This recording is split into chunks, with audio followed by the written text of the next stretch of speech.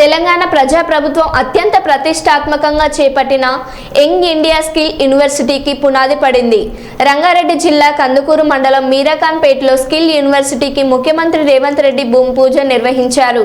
Skill యూనివర్సిటీకి సంబంధించిన బిల్లుకు శాసనసభలో ఆమోద ముద్ర పడిన కొద్దిసేపటికే భూమి పూజ నిర్వహించారు.